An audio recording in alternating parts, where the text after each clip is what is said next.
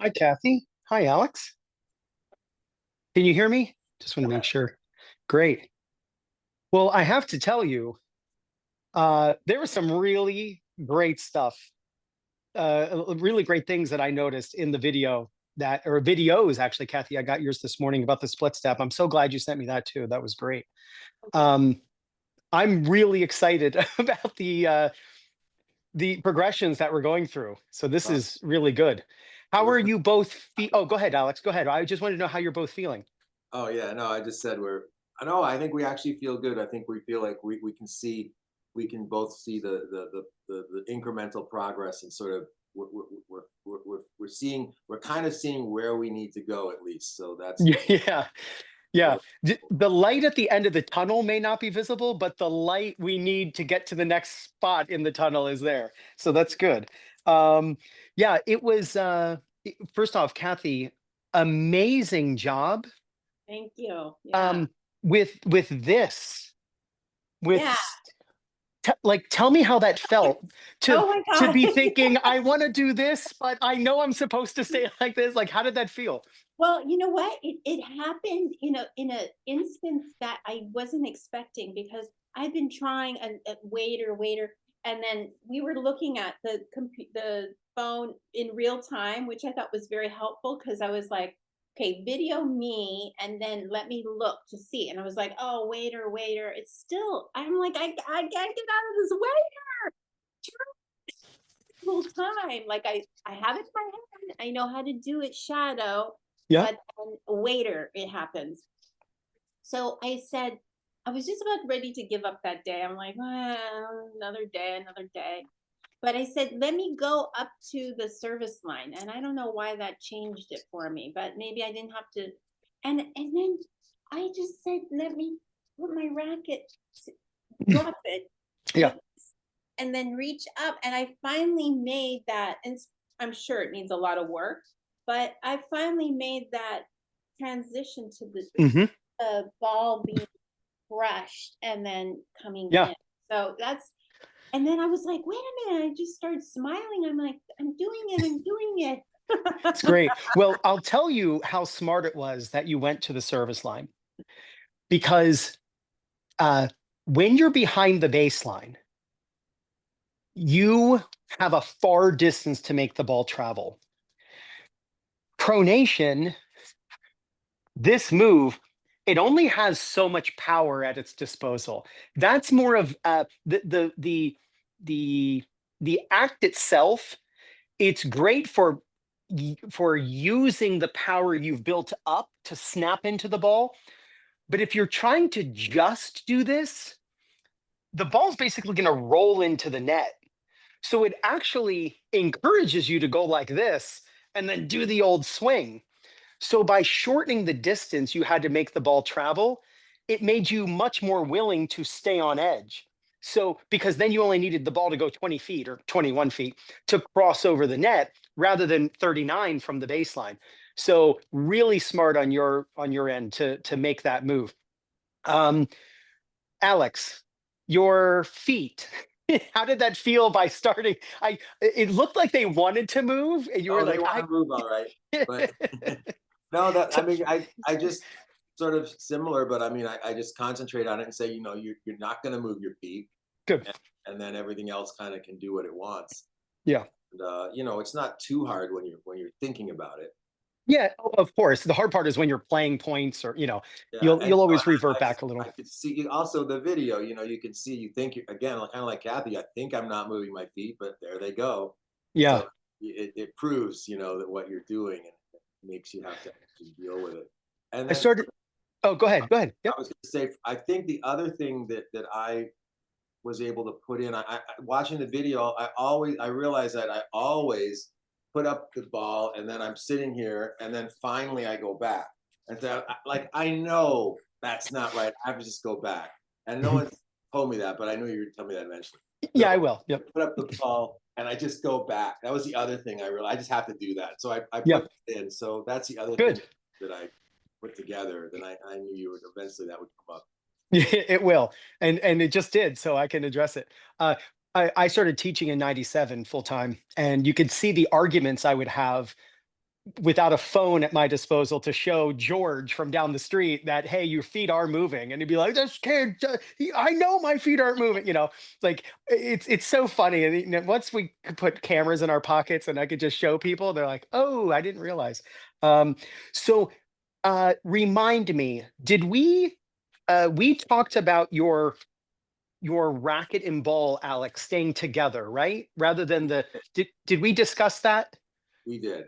And Did I try to do that. I maybe but before I purposefully put it right there in the Yeah. triangle. Maybe I'm not.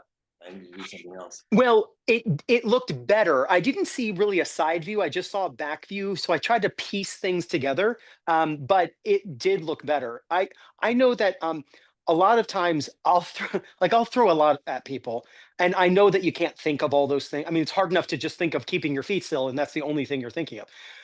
But I just wanted to see, did we talk about that? And I knew we had, but I wanted to just say, I just wanted to ask. And then the idea of the tossing arm, Yeah. keeping the arm up. That's the other thing, and I'm doing that. I'm not doing it all the time, right? There's only Yeah. Mhm. so Yeah. but I So can see how that obviously good. helps. Well, I'm glad that you started with your feet. Making sure that your feet are not moving around is really, really, important, especially so you're not foot faulting with that front foot, and that the foot is already where it needs to be. Last idea, Wait, Cathy. can I just add one more thing in for me? That Of course. what I see that I'm still towards the end, and I thought, well, maybe I need to again put the ball more left, but I still end up crumpled up. Yeah. And I Yeah. You're. still haven't. Yeah. I don't know why I'm still. Yeah. And Kathy's telling me your legs are kicking out every single time. And I'm like, okay. Yeah. Cartwheel. Yeah. You're Yep. right. I'll bring it up. I was going to go to the video and talk to you about it. Yep. Yeah. You're 100% right, though. As your toss moves left, it will allow you to be more in line with your spine rather than, like the teapot or whatever. I think there's like That's what I'm trying. I'm a little teapot. That's what it is. Like you're kind of got the teapot look at the end of your at the end of your serve. But before we discuss even that with the video, Cathy, your split step. How and by the way, let me go back to Alex. Were you trying to split step in that video, or was that simply for Cathy? I'm not sure. You were supposed she to. threw that video in, so I haven't seen No, it. but She when she you kept on sandbagged you. She sandbagged you. Oh, that's so no, funny. no. It was we were gonna do I this. mean, I don't. He just remember. wasn't doing this. He was okay, and I know he would. So, Cathy, when you play, do you split step like that? No. Okay, so your split step. Let me grade you, right? If I had to grade your split step technique, I would give you an A minus. It was fantastic. The timing Yeah, the timing. is where you would get a C, right? It was like it's kind of just what everyone does. And so there's the good, the bad, and the ugly with the timing. The hardest part is just to split step. So if you could, even without the timing, the fact that you were split stepping, that's great. That's the hard part because most people just want to be flat footed. So the fact that you were split stepping the way you were and demonstrating that, first off, it probably took some mental thought. It probably took some heavy thinking to really focus on it. But we're going to discuss the proper timing of it. Okay. And there's something that you did a couple times. I had a lesson with a doctor in Portugal yesterday, and it was maybe my 10th lesson with him. And we were going over one of his matches, and your split step reminded me of his because of the technique that you were using, which is exactly what he did yesterday. So this is universal for all levels and all players around the world. So I'm excited to show you this. Let's start with the serves. So I'll share my screen.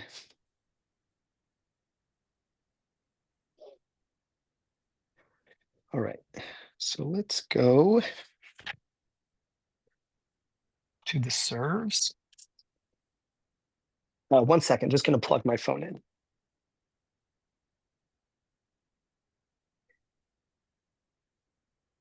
Okay.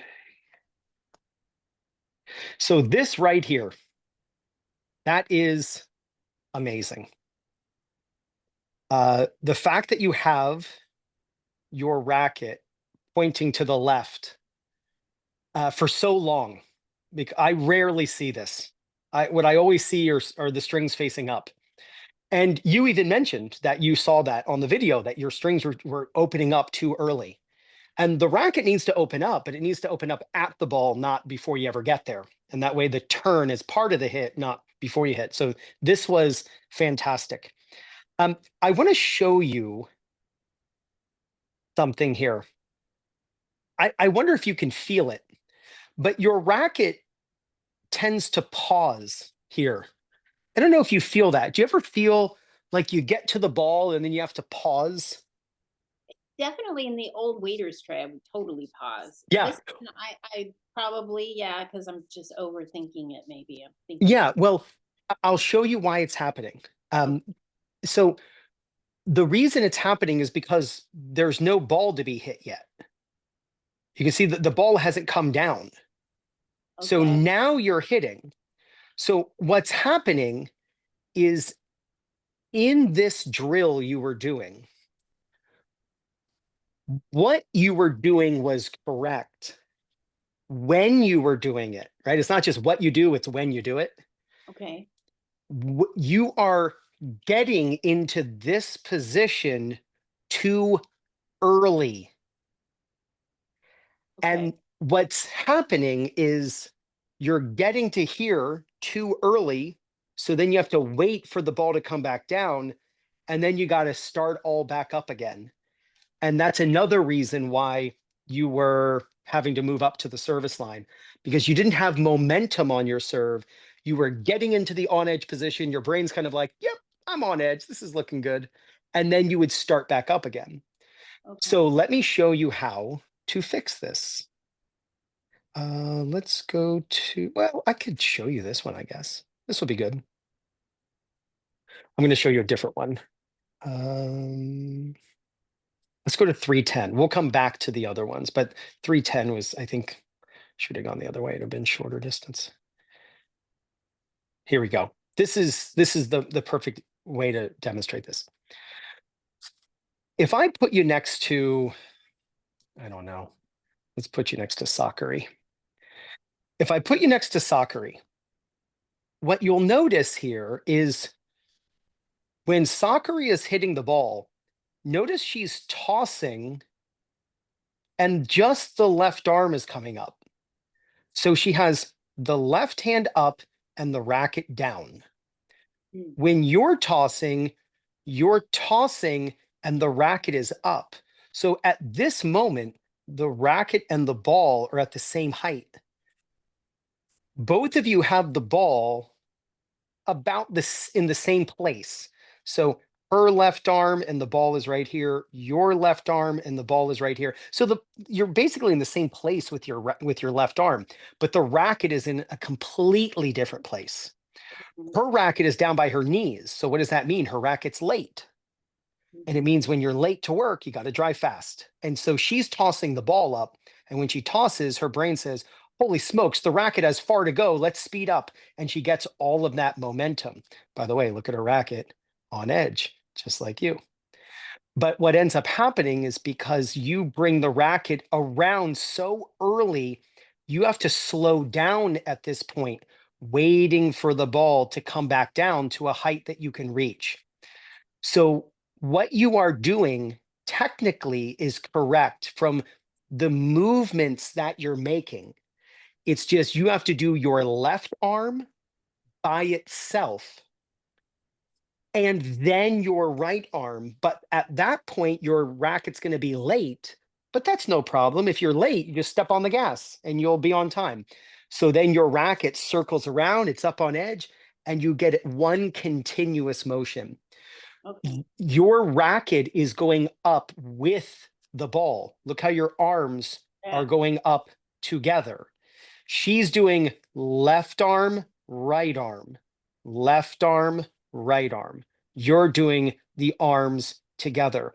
And it's not just Sakari. I can show you Yannick, Sinner. Oops, give me a second. There we go. He's doing the same thing. Watch. Left arm, right arm. What you see is the pros move their left arm by itself, then they move their right arm. And that way, when he is swinging, there he is on edge, his racket's late. So now he has to swing really fast, and it's this continuous motion. And just like he has his strings off to the right. When you're done, you're pointing your strings off to the right. You're doing so many things correctly. You simply have to separate the movements of the arm so that the left arm goes by itself, and then do what you always do with your right arm. But since you're late, you get to keep going, and it doesn't have to pause to wait for the ball to come back down.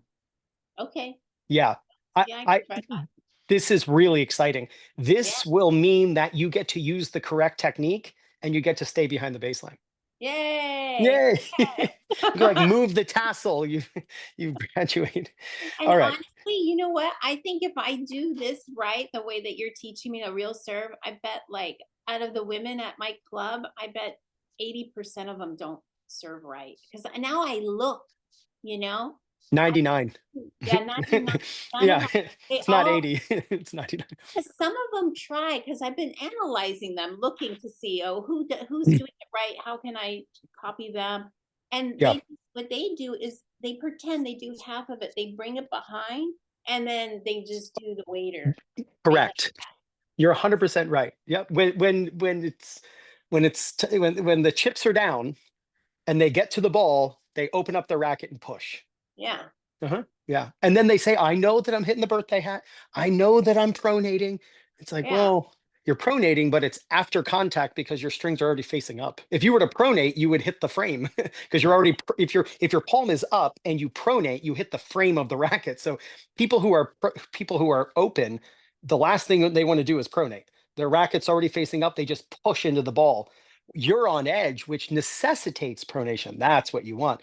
Because then it's like, give me a second. I have to turn off the dehumidifier. Okay, thank you. So yeah, you're 100% right. And it isn't 80. You're gonna have a better serve. You're gonna be in the 1% of serves. Yeah. Yeah. I mean, honestly, the only ones that I've seen are like the 4 or 5 ladies, and those are like the Correct. hottest ones at our club. A few 5-0s, but not much. But I mean, Yeah, those are the yeah. ones who start doing it right. But even the 4-0s, maybe No. Susan does it though, doesn't Uh, she? Yes, but she'll be the first to tell you. I mean, her serve is excellent. Trust me. Good serve. Her serve is yeah. She's in that 1%, 2% with and she's got a better serve than a lot of the players she loses to.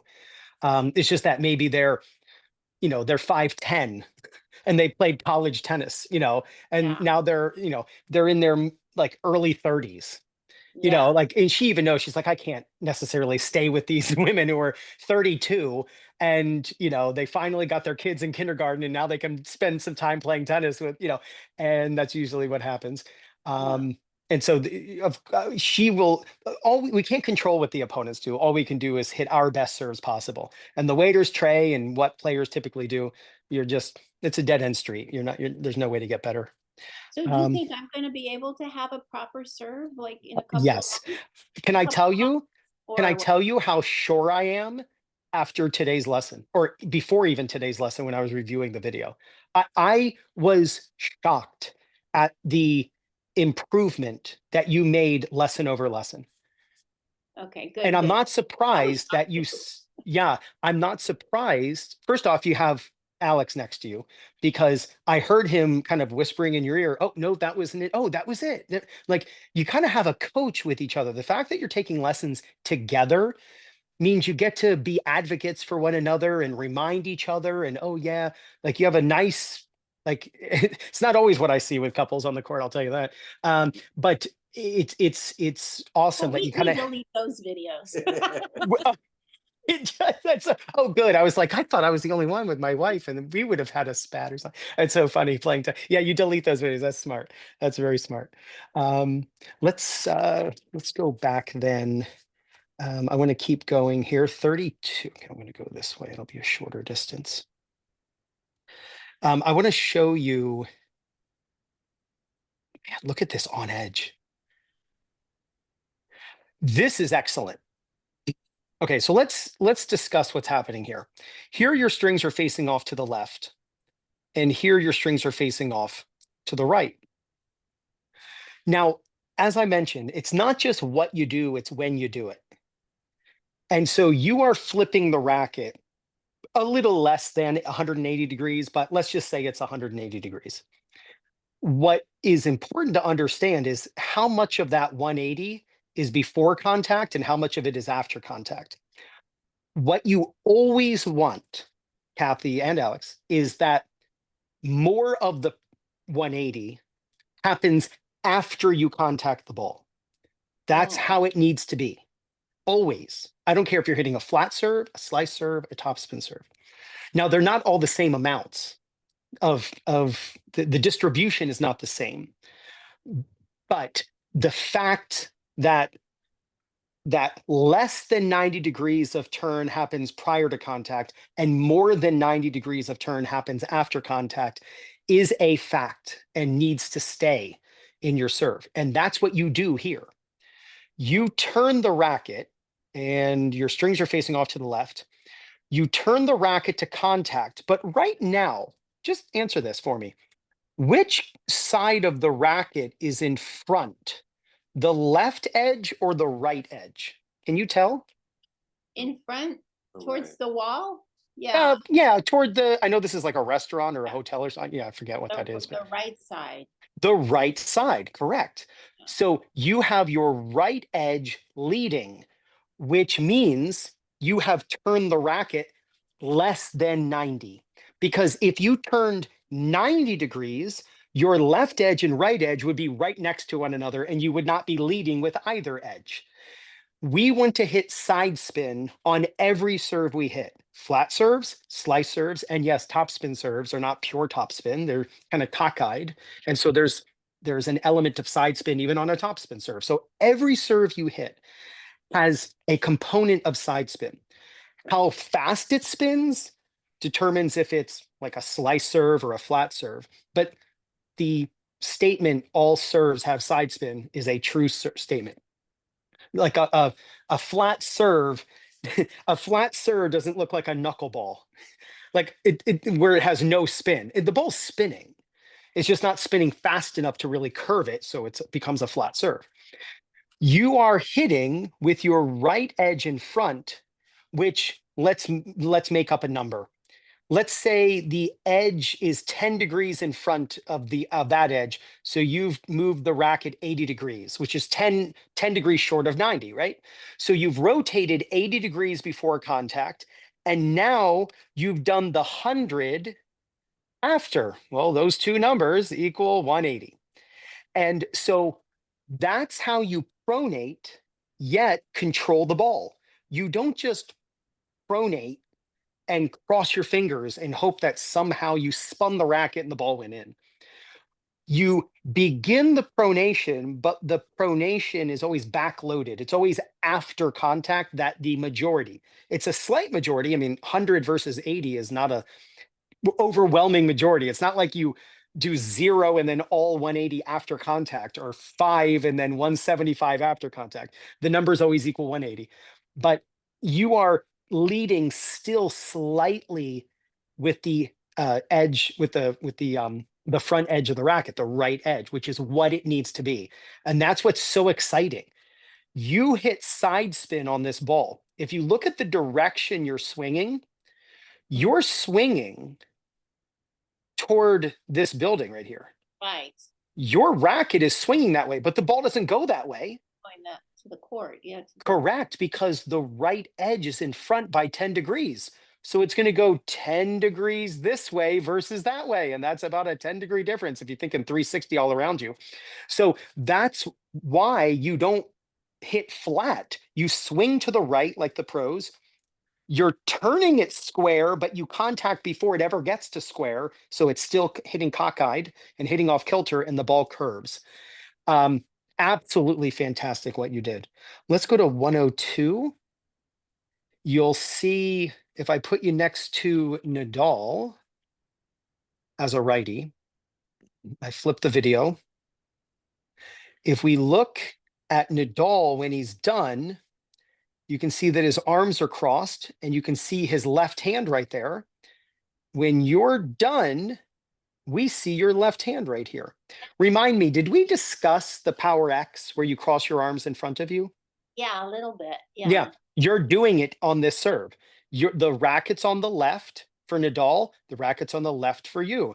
Your foot is kicking up. Don't worry, I can get Nadal to look the same. There, his foot kicks up.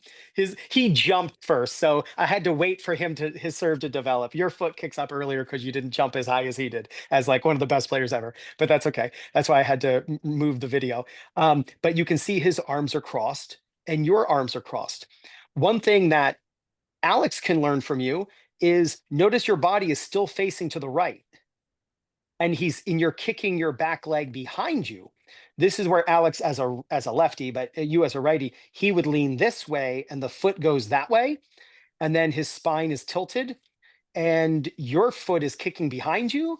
You're leaning straight in, which is what you see with Nadal, leaning straight in, and the foot kicking back. And your arms are crossed. Absolutely phenomenal. We don't want to be rotating as we hit the serve. We want to rotate to contact and then basically be stationary with no rotation. And then the arm accelerates. So you are right on track. I'll show you the drill that I want you to do, or drills that I want you to do when I'm back in front of the camera. Great. Good job. Thank you. Okay, so Alex, where are your notes? Let's go to 110. Yeah, I wrote much better feet. Okay. You'll remember your right foot was always back here. And then you would always be like, you would step this way and then with your left, and then you'd be forced to then step again with your right to fix the feet. You are starting in a closed stance. This is phenomenal. You will notice that you're moving your left foot. Yeah. Now, where you're moving your left foot is where I want your left foot to be. You're actually moving your left foot to a place that's more comfortable for you. Okay. So this is not a case of, Alex, stop moving your feet. This is actually a case of, ooh, we're going to learn from the fact that your feet are moving because you're actually moving them to a place that is more comfortable for you. So let's start where you are currently ending up. Let's actually start there. And let's actually see where that is. You'll notice that your toe isn't quite in line with your instep. And then look at that, you move it right in line with the instep. And that's, I think, what we talked about last lesson, that the toe is in line with the instep. And you're moving it back toward the camera. So right now at the beginning, you're starting with your left. Oh, take your time. Oh, you're good. Take your time. Okay, good. So you're moving your left foot back away from your right to get a wider base. So I just want you to start with your wide base. Maybe bounce the ball a couple times. You don't seem to be a bouncer of the ball too much. You kind of just get the ball out of your pocket and then serve. So you don't really give yourself a chance to get your feet organized. So take maybe an extra 3 or 4 seconds in between serves, bouncing the ball with your right hand, organizing your feet, making sure that your thought process is correct and what you're going to work on, like keeping your arm up or the positioning of your foot, the hands being together at the beginning. That's what I would recommend at first.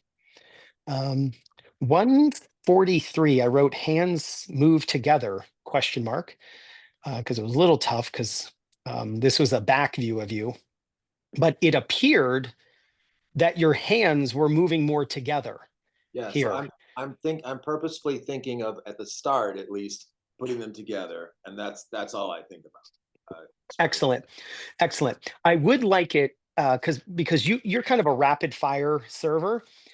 Take more time in between your serves. There's no time limit when you're serving, so take your time, like in between a first serve or second serve. Don't just get the ball out of your pocket and serve. Take your time, maybe bounce the ball with your right hand. Take a deep breath, look where you want the serve to go. Think about maybe one idea that you want to try and use in the technique. But you once you get the ball out of your hand or out of your pocket, you kind of just go into the motion. And so just start with your racket and ball together, pause for a second or two, then go into the motion. And it'll just make sure that you have your mind right and can accomplish whatever you're trying to with with the info that I'm giving you. I just want Um, to do one other detail about the problem thing for me, and I see me doing it here too. mhm. But I do try and go backwards or move back and put the weight on my back foot to go backwards so that I can go forwards. But Yeah, I don't think I really go. I don't think I can really go forwards. I don't. I don't think I go far enough. I think I go back to neutral. correct. Which I know what you mean. Mhm. So the reason for that is because of your toss. So mm, your weight, where your weight goes, whether your weight goes forward, I mean, why would we go forward if we just talk ourselves through this? Why would you go forward? Well, that's because the toss is forward. you're saying I need to move the ball, have it go a little more forward, so I have to get more forward to get to. Correct. You'll lean whichever direction the ball is. Well, if the ball is like mistletoe up above your head, you would have no need to lean. And Yeah. in fact, it's your toss that's causing your weight not to go forward. You'll go back with your weight back. So with your 90 and 10 weight distribution, but then you go back to 50-50 again because the ball's straight up. And so we have to get your toss to necessitate leaning into the court. So All right. that's why you want to use what's called a rainbow toss, where your ball basically goes up and down an elevator shaft. So like it comes back down in its own path. You need to toss so that the ball rainbows into the court. I can Over. give you I know he's like 6'10", but I can give you the Ivo Karlovic example. Here's Karlovic, and watch his toss go into the court. In fact, I can mark where the ball is now, and the ball goes out of the screen, but you can see. Like, look where the contact is. So look how the ball just arcs into the court. Oh, If he didn't hit this ball, the ball would go like this. so that's interesting because people have always told me this is one thing they always tell me, and I always thought it was too close. But they say like it shouldn't be like more than like 6 inches into the court, which is almost straight up and down. And people say that consistently. But I mean, obviously, there you got 3 feet right there. Yeah. Now I know he's tall, Yeah. but so 3 feet compared to 6 inches, that's a 6-to-1 ratio. Yeah. He isn't 6 times taller than you. Mhm. He's 6'10". You're not a foot tall. So if you're Yeah. a foot tall, like an 8-month-old should toss 6 inches into the court. But you, as a grown man, should be tossing. If he's tossing 3 feet into the court, and you're maybe 6/7 of his height, being what, 5'10", 5'11", maybe, like, or whatever. Like you're just fine. You can easily get to a You're ball saying that's I'm way almost into. as tall as Karlovich. That's great. No, no. Well, compared to a 1-year-old. So the goal is it should be an arc. You always want to rainbow the toss Great. into the court. Now, I will tell you this. They might be talking about where it lands, which actually supports my point even more. But the ball should land quite far into the court, even though you're going to contact here, and then this is your power line, because the ball, is arcing. So you're not going to hit the ball like way out where it lands, but you Right. are going to contact, like if you're going to practice, that's how, like, just toss the ball and don't let it hit the ground. I'm sorry, toss the ball and let it hit the ground. I always tell people, if you toss the ball and you don't hit it, it should roll to the service line. Mm, And that's what Karlovic is doing. He's tossing, and the ball would do this. mhm. And the ball would maybe roll to the service line if it had a little bit of wind to it, but like it'll go toward the service line. But what everyone does is they toss straight up and they toss straight down. And then they wonder why they can't get their weight into the ball. And then when they do lean in to get weight, the toss is now behind them and the serve always goes long. And so now their fastest serves always go long when they're leaning. You throw a punch, you throw a football, you throw a baseball, you always lean to get momentum and power and your posture into a powerful posture. With the toss straight up and down, it doesn't allow that. So you can just logically talk ourselves through that the toss has to go forward into the court. Well, I'm glad I brought this up. This is like, Me too. I don't always know what you don't know until you bring it up. So thank you. I appreciate it. Okay, so let's go to two um, up and down. let's check out your toss height. Let's see your toss. This isn't bad. Yeah. Got better. This is much better. What was it before? Do you Like remember? 3 or something. like 230, yeah. Yeah. So 0.96 is pretty fantastic. That's actually it's out of the range that I recommend, but it is identical to Felix Auger-Aliassime. It is the exact time he releases the ball and hits the ball. So yeah, I mean, my goal is that you get it even lower. You mentioned 20 minutes ago that you kind of paused here and that you're not just getting it back and making it continuous, right? Is that what you meant? Uh, yeah, like what I want to do is, so now I've changed this, but I go up. Can you see me? Yeah, I can see you perfectly. You don't have to do a thing. Yeah, I can see you perfectly. I go up, and I only see it in the video, and then the ball goes up, and then at the end I come down and around. Correct. So stop doing that. I'm just going back in one moment. Yeah. So here's amazing. Oh my gosh, the two of you are so fun. Okay. So your arm, just as I explained to Cathy, whether your arm feels the need to accelerate and hurry up, or if your arm needs to slow down, or if your arm desires to slow down, even though you're like, I want to keep it going, the toss dictates that. Because if you think about this, this isn't just, oh, you have 9.6 seconds. I didn't mean 9.6, 0.96 seconds. You need your swing to last that long. So if you wanted to swing faster, we would have to lower your toss and get you where Ben Shelton is, which is 0.76. That's a fifth of a second less. That's 0.96 to 0.76, which is a 0.2 difference. So he gives himself less time to swing, so he has to go faster and continuous, and he serves 140. You give yourself, now I know Felix Auger-Aliassime tosses as high. He's a world-class athlete, and he's able to wait and wait and wait and wait, and he wastes enough time that he creates the same scenario, and then he's late, and then he can swing fast. You aren't quite there yet, so it's much easier to just say, why don't we just lower your toss? And then you create the Yannick Sinner, Ben Shelton timing where you have to keep your racket going. So that, like Sabalenka, her motion is 1.3. With a toss I mean, that ball gets a nosebleed. It goes so high. So 1.36, I think. And when the ball goes that high, that's all that time she has to waste. And 3 years ago, she set the record she was #1 in the world, and she set the record for the most double faults in a season. She had over 400 double faults from January to December, shattered the record. I mean, that's not a record you want to shatter, but she had more double faults than ever hit on the WTA. And her toss went to the moon. And so it was really tough, even for the #1 player in the world, to handle that serve. And she was double faulting like she was a 2.5. So it's the lower you toss, the easier it is, and your swing will be forced to be smooth. Let's go to, here's that foot. Now, I will say this.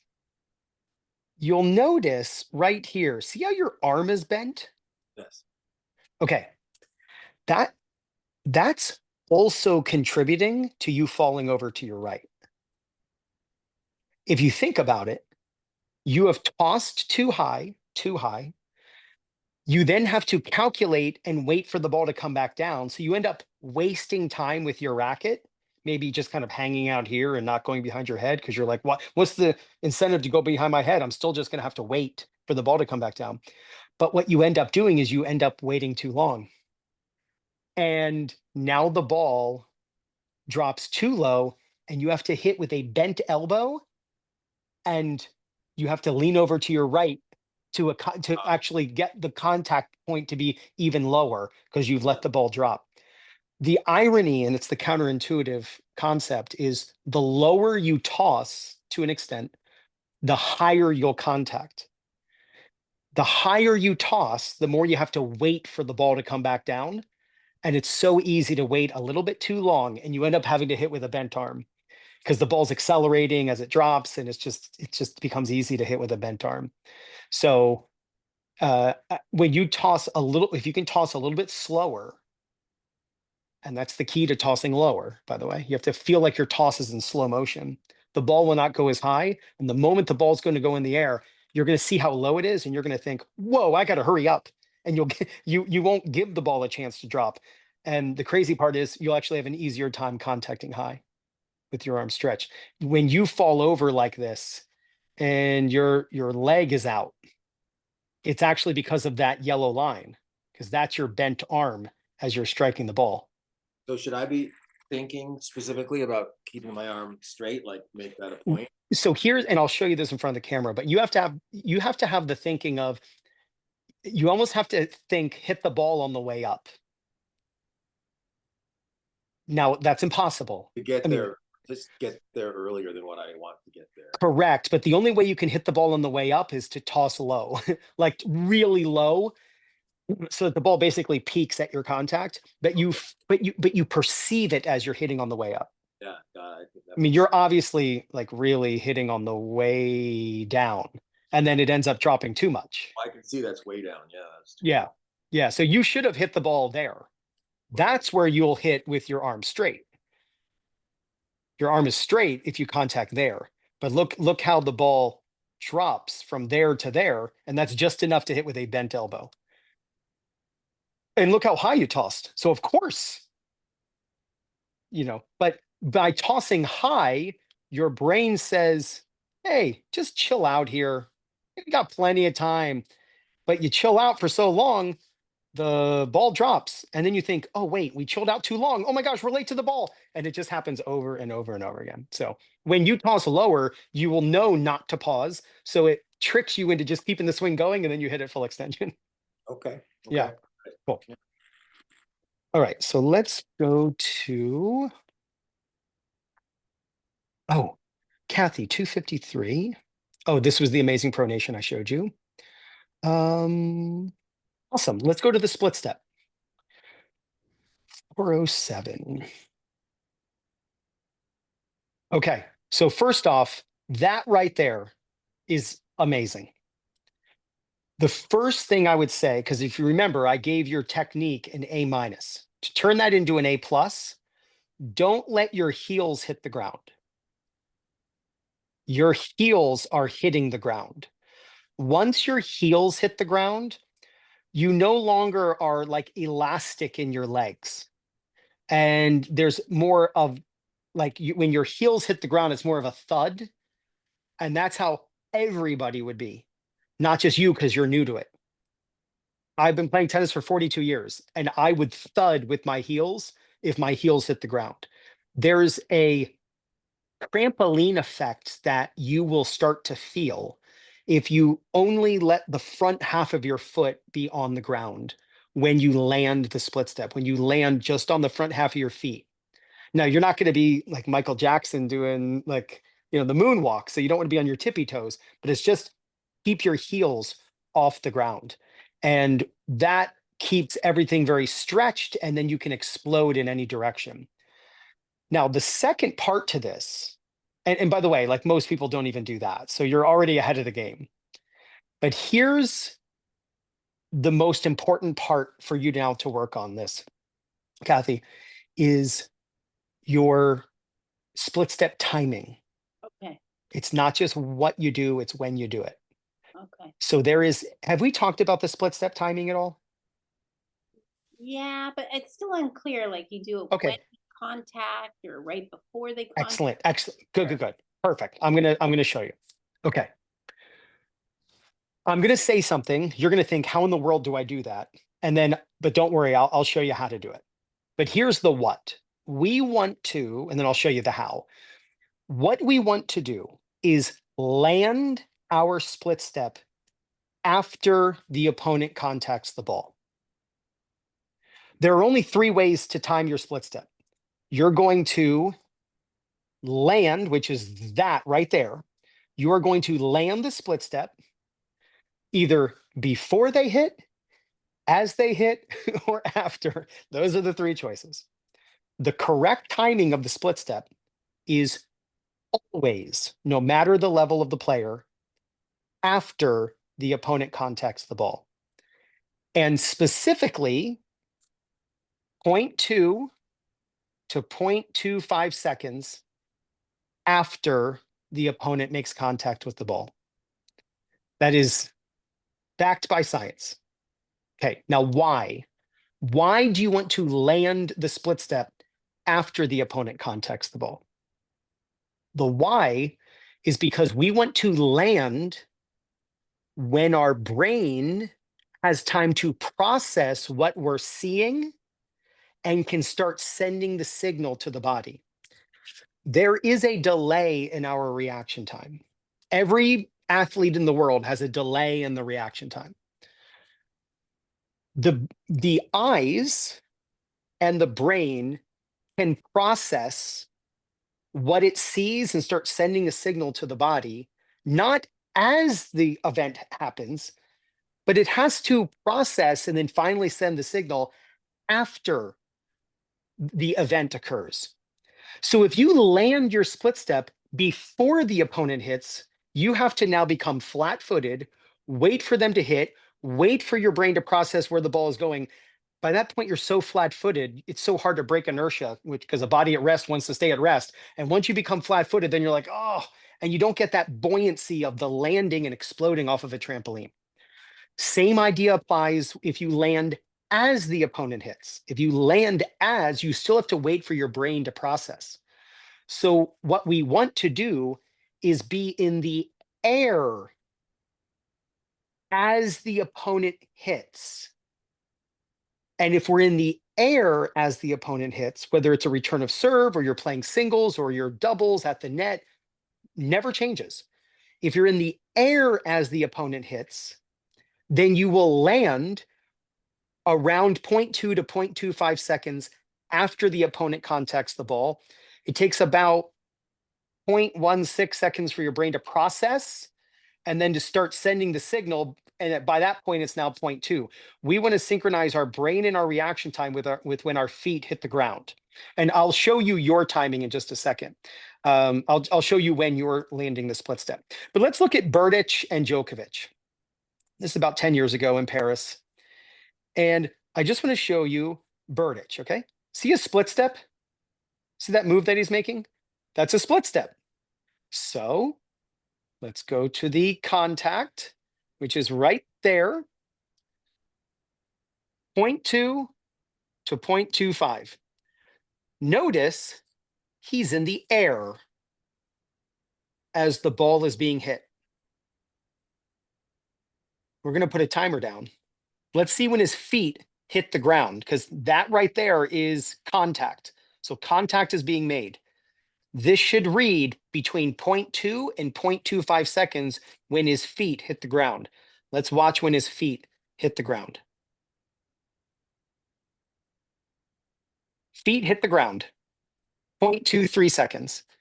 This is when his brain is now processing. He's synchronizing his feet hitting the ground at the exact moment his brain is reacting and sending the signal. In fact, if you watch, sorry to be so technical here, but watch how Berdych's racket hasn't moved. It still hasn't moved. It still hasn't moved. Why? Because his brain, you can't compute that fast. This guy has no idea where the ball is because the ball's traveling at 130 miles an hour. They can't process it that fast. And then finally he turns.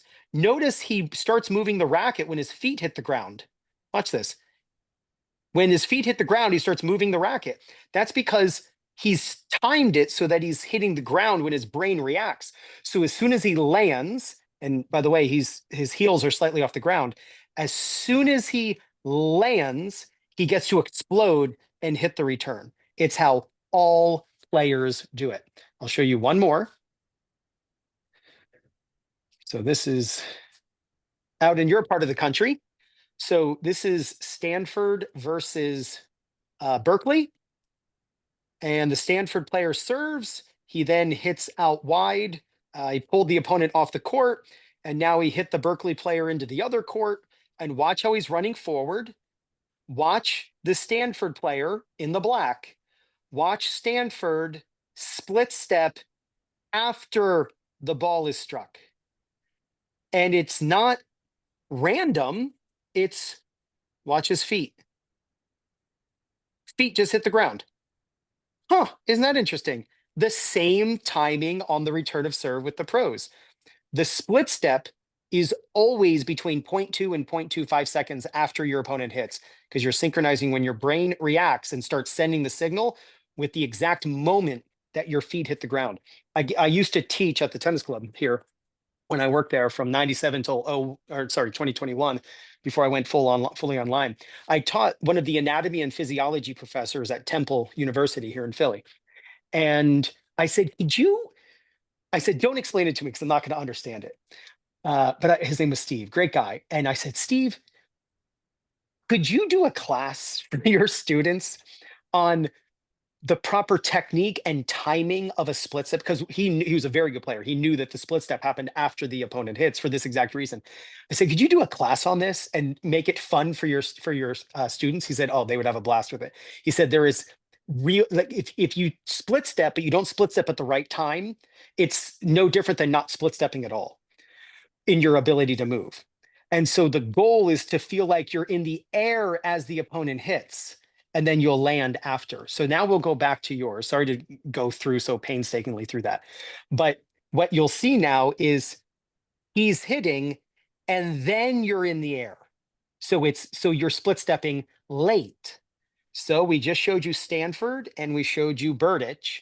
So now we got the timer when Alex is hitting the ball. So let's see when you land your split step. So 0.39. So almost twice as late as you should be. If you think of this being 0.4, and you can split step around 0.2, that's about as early as you'd want to be.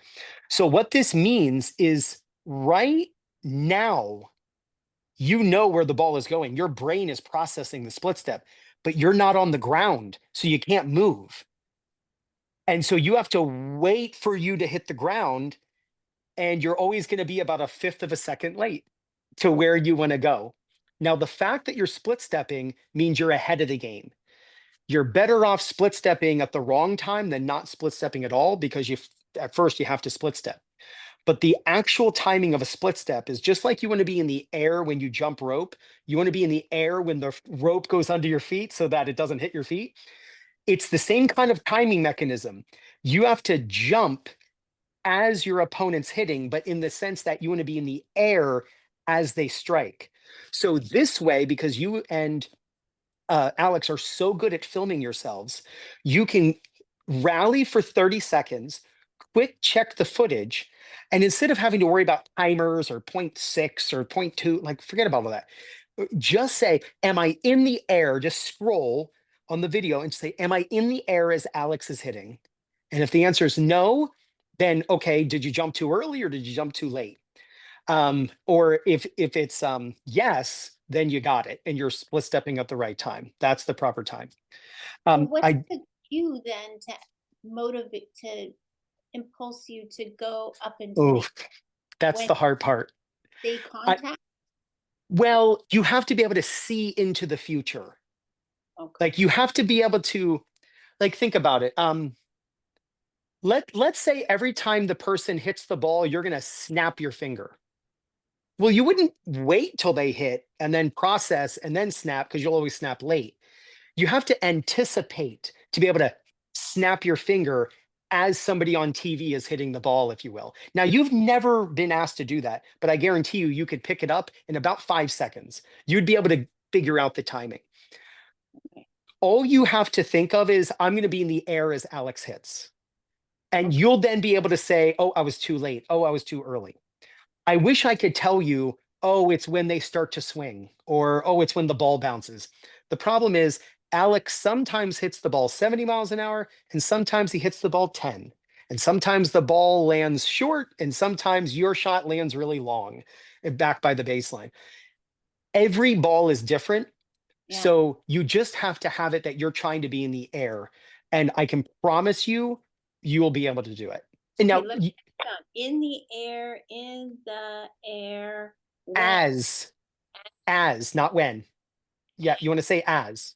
okay, Because if you say when, like you hit the gas pedal when the light turns green, but we know that's a delay. We want to be as the opponent's hitting, we are in the air. You don't want to think, oh, he hit it, and then I jump. Way too. That's what you're doing here. What oh, you're doing is Alex hits, and then you jump. Too late. You should have jumped a fifth of a second earlier. so as the opponent is hitting, I should be in the air. Already in the air. So you have to jump just before they hit. That way you're in the air as they hit. I should always be Um, already. yeah, Already. you're in the air. Yep.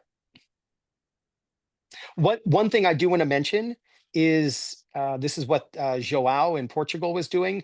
A lot of times you're doing a double split step. Yeah. So watch this, split, split, and you do it on the next shot. Watch, split, split. The reason is because the first split is too early. Notice you're landing as he hits. So then you have to do the whole process again. And that's why you're double splitting. Right. This I is, know I was off there. yeah, this is Joao in Portugal. He's on the top there. And he was constantly doing a double split step.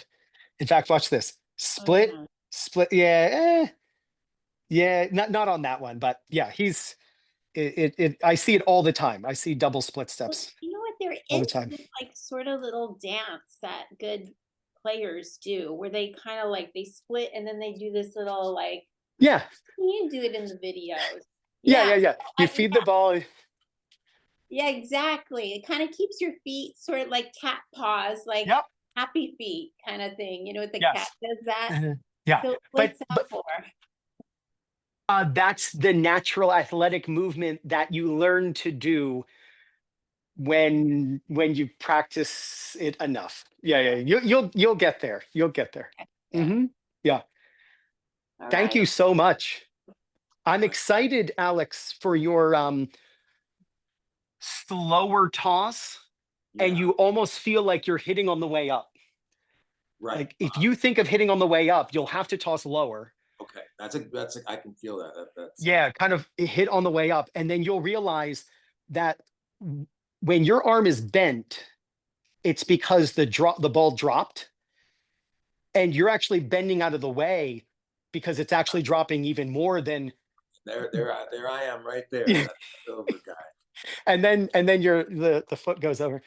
And so if we want to get you more in alignment, not the teapot. And so when you have to hit on the way up, you'll reach and you'll try to. It's like you let go of a balloon and you reach up, right? A helium balloon. You almost have to let go of the ball like it's helium balloon, and then that's your one chance to hit it because it's not coming back down. Like you almost have to hit it on the way up.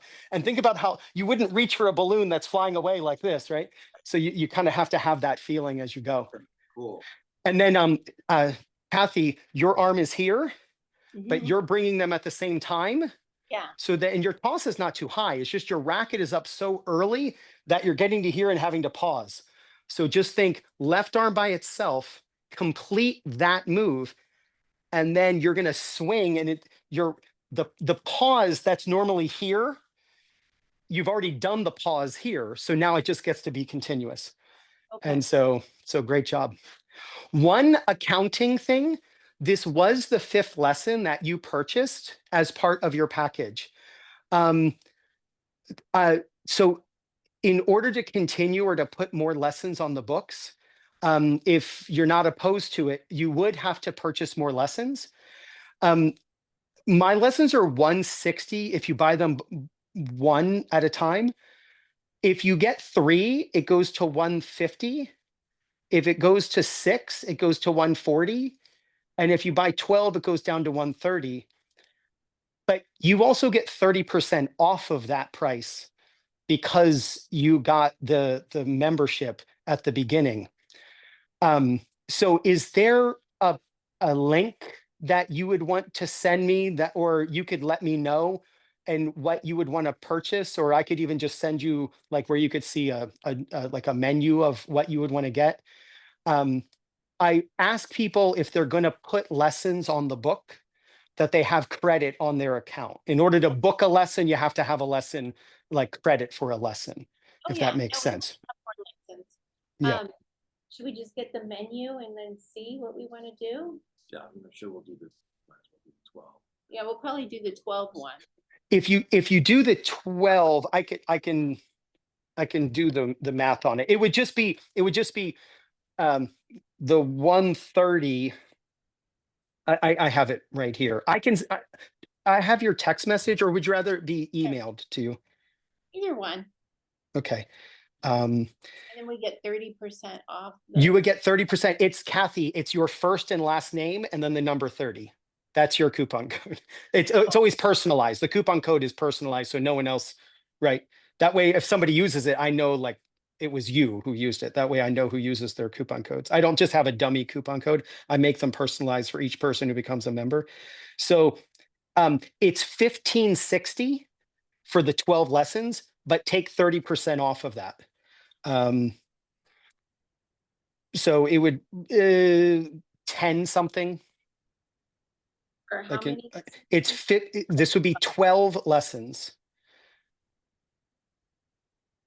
So it probably comes out to, so it's 1560 times 0.7. Okay, 1092. There you go. So each lesson, the lessons, I mean, divide that by 12. What is it? $88 or something? I don't know. Per lesson. 91. 91. There you go. Thanks for the math. Thanks for the math. And that's great. And that's, I mean, this is awesome. And the fact that you're both doing it together, so it's 45 each, it's great. Yeah, I think we'll do that because we'll get a discount. And then I feel like we've made a lot of progress so far. I am so impressed. I mean, it's very obvious. The fact that you're always doing it together, you always are doing the drills that I'm asking, you're going through the process as you should. So that's why you're getting very obvious results, and it's encouraging. So thank you for trusting me. I appreciate that. Cool. I will send you the text for that link. And just to make sure, I apologize. I'm not sure how to pronounce your last name, but I will show you. I will show you your discount. Can you just check that? Can you read that? Did I spell that correctly? Yes. Yes, you did. Okay, great. So you first name, last name, and the number 30, and that's your discount code. Website. So we just do it like we did before. Yeah. Yeah, but I'll send you the link. That way I do it for you. I'll send you the direct link. You don't have to go through any sales process or anything. You're just going to the link to grab it. It'll take you 2 seconds because it'll probably populate your card too.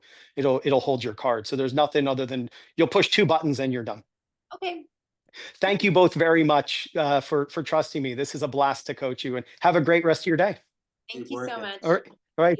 Thank you, Alex. Thank you, Cathy.